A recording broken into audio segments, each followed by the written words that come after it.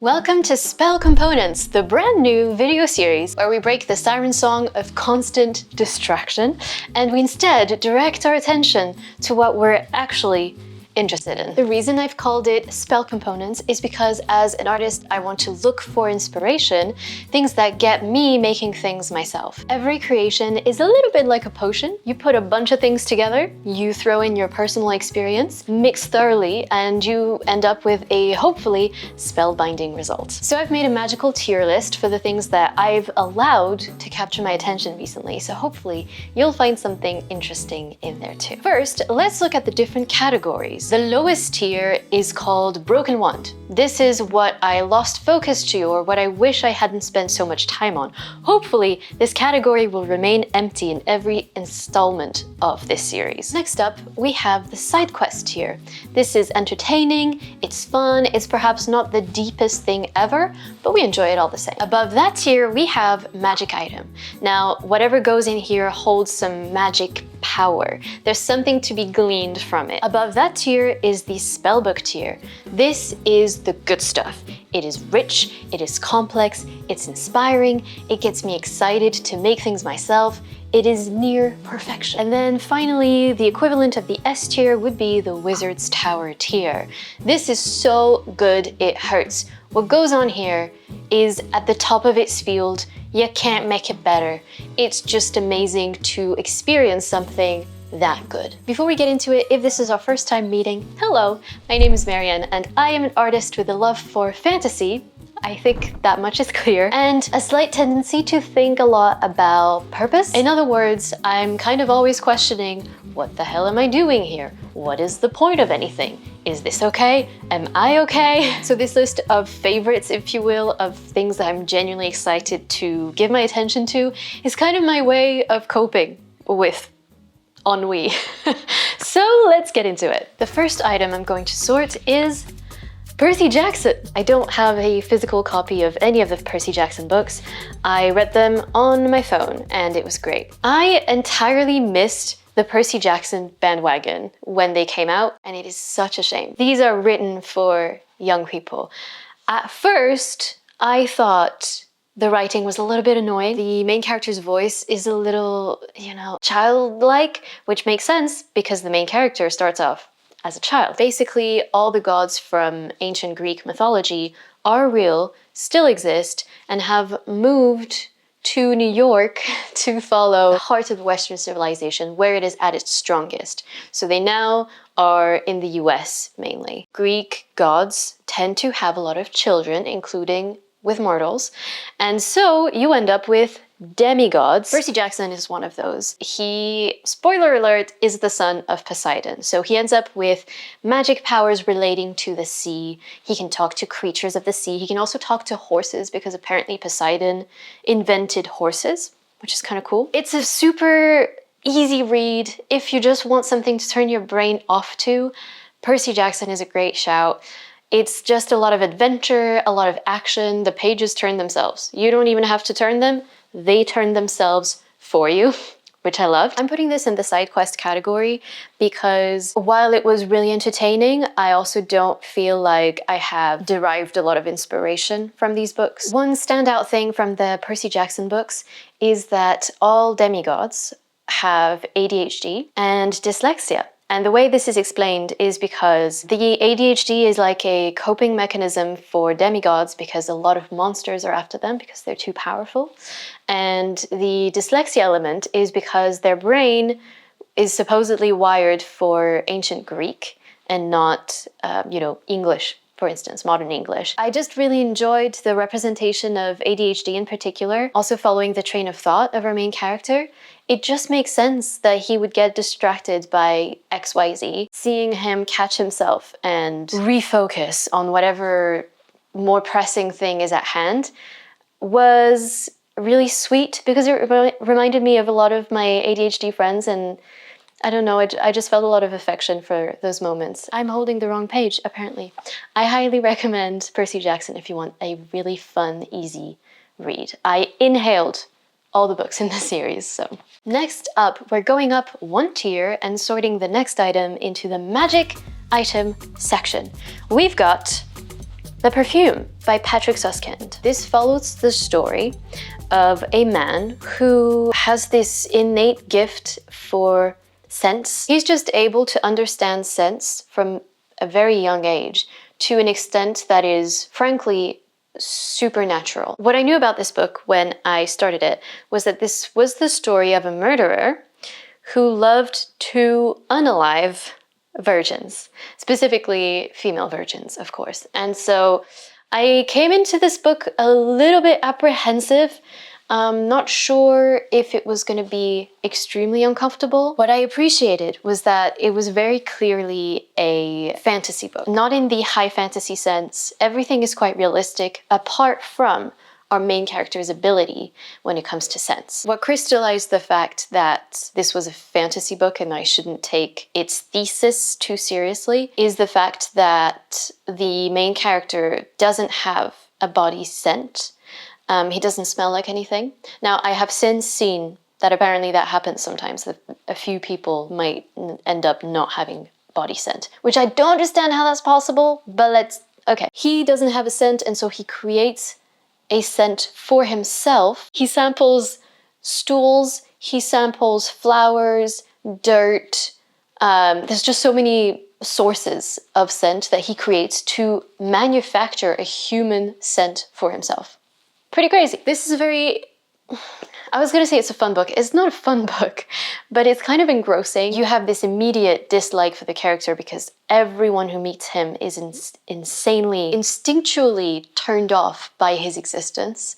When he's a baby, the people who care for him, they just want to get rid of him as fast as possible because he's that repulsive. So there's a lot of elements that make this story bearable to read because you're not rooting for this character. You're just kind of seeing how his story unfolds. One weird thing about this book is that it doesn't follow a typical narrative arc. It is so meandering. We start off with his birth, and then you just follow him throughout his whole life. A few things happen. He exiles himself in the mountains at some point. You think that will be relevant for the plot at some point. It's never relevant. It's a weird one. But because this book got me thinking so much, I do think it belongs in this category. It is weird. It is interesting. It's definitely not my favorite book. I'm glad I read it though for the experience because I've never read anything like this before. Next we'll be going up another tier, up to the spellbook tier with this one. This is 84 Charing Cross Road by Helene Hanff. And this is the sweetest book. I will say, most of this book is not this book. Let me explain. 84 Charing Cross Road ends right here on page 96. So only this much of the book is actually dedicated to this story. Then follows another story, which is kind of a sequel. I didn't like that as much. It was cute, but I didn't love it as much. Now, 84 Charing Cross Road is the story, true letters of a friendship between an American reader and an English bookshop during the Second World War and after. This book follows this sweet relationship that blossoms between this group of people, especially the manager of the bookshop, and Helene, who is in America, in New York, I believe, and wants to find a lot of very specific, very rare editions of books. It's the cutest thing because on the one hand, Helene is very American, very sassy, and it's just really, really funny in how she writes to people. And then you have the very uptight, polite British people on the other hand. It made me want to send letters to people. It made me reflect on how we can connect with each other. It's also not a story that could happen like this anymore because we now have immediate contact with anyone we want in a way that feels extremely close. This is a book that you will absolutely love if you're someone who loves books. Because of course, since Helene is requesting books, there ends up being discussions between her and the booksellers about specific editions and their preferences in like the typography or the binding of books. It's just a very bookish book, and I absolutely recommend it to anyone who likes reading. It's very short. I swear this weather is consistently gray until I turn on the camera, and then it just has to change. Another item in the spellbook category is the series called Chaos, K-A-O-S. This show has been cancelled by Netflix so soon after its release. I'm so mad. I'm so mad because it was so good and such a fresh take on Greek mythology. Let me back up. Chaos follows the story of a few mortals in Crete, some of the gods on Mount Olympus. You have Orpheus and Eurydice, the three fates, of course, Zeus, Hera, Poseidon. They had very intelligent photography. For instance, some of the characters end up going into the underworld, and the underworld is shot in black and white. Makes sense. They're dead. It's a very simple, very straightforward cinematography choice. It really impresses upon you that they're not just in a different place. They're in a different state of being. The acting was phenomenal. Oh man, there's so many standouts. Zeus was played by Jeff Goldblum. Jeff Goldblum, at this point, acts like himself in every role I see him in. But you know what? That really worked for Zeus. He was such a brat, such a baby. And that entirely tracks with every version of Greek mythology stories that I've seen or read about so far. Chaos is the reason why I started picking up Percy Jackson. There's no reason why it should be cancelled. It was so good. But on the plus side, there is a natural ending point by the end of season 1. While I would have loved a follow-up, it doesn't end on a cliffhanger. It more so ends on, well, the world is going to change now because of this thing that happened. It's just, we don't get to see it, but we can then imagine it, which is okay. I think it's time we move on to the Wizard's Tower tier. Don't you think? In this tier, I have put together 2 extremely different pieces of media that you might think are a little bit controversial to put together side by side. But I stand by it. I'm good at...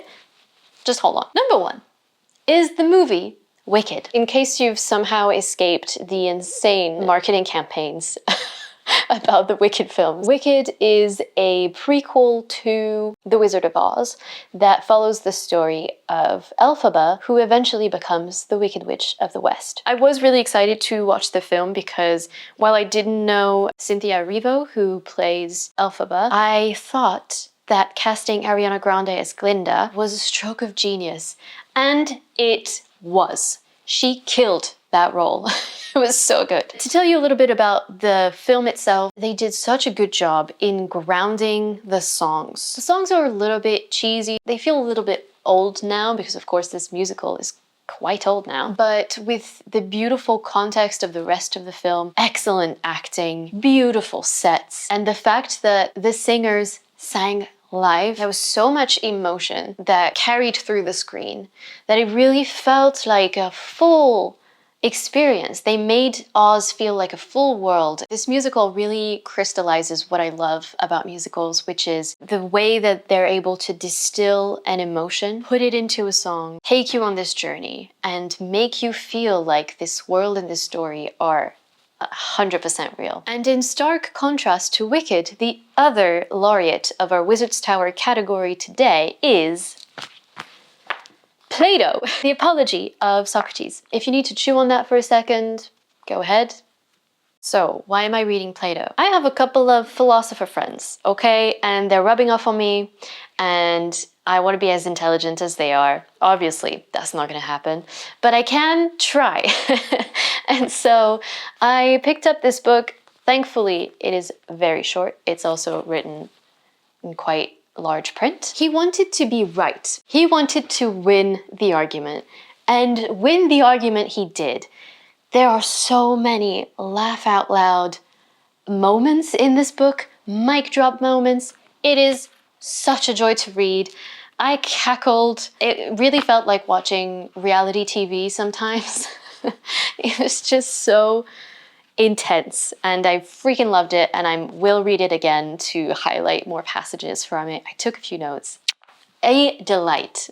To tell you a little bit more about why I'm starting this Spell Components series, we need to rewind back to 1 year ago when I read this book Brave New World by Aldous Huxley. I made a video about it then, and it hasn't left my mind since. This is a sci-fi dystopian story where every citizen is lulled into this sense of constant pleasure and satisfaction. Every person is actually engineered to be content with their life circumstances. And there is no such thing as independent or critical thought. Everyone has their place, every type of person has their specific needs, which are met in very regulated ways. What I found extremely striking about this book is how much it reminded me of my own life. It's very hard to be bored anymore. I have a hard time focusing on complex things. I especially struggle with making time for the things I feel I really want to be doing. And after reading this book, it was very clear why. It's because I feel mentally drained and overstimulated pretty much all the time. Between Instagram and YouTube, there is no break for my brain. I'm kind of constantly entertained. I have the feeling of learning because I consume interesting content on both platforms, but because each video I watch is immediately followed by the next video, the understanding and the knowledge I might gain ends up being like another bit of noise I don't process entirely. So as a wizard, an artist, and someone who is highly sensitive and gets overwhelmed by sensory input very quickly, I need to stop consuming mindlessly. It's actually hurting my quality of life and my art practice, and overall it makes me feel a little bit nauseous, kind of like I've overeaten. So this spell component series is a way for me to pay attention to where my attention goes. I'm also pairing it with a new thing I'm doing, which is annotating my books. I never really did that before, but so far I really like it. It makes me feel more engaged to what I'm consuming. So anyway, if you feel similarly to what I'm describing, I encourage you to try and actively choose where your attention goes.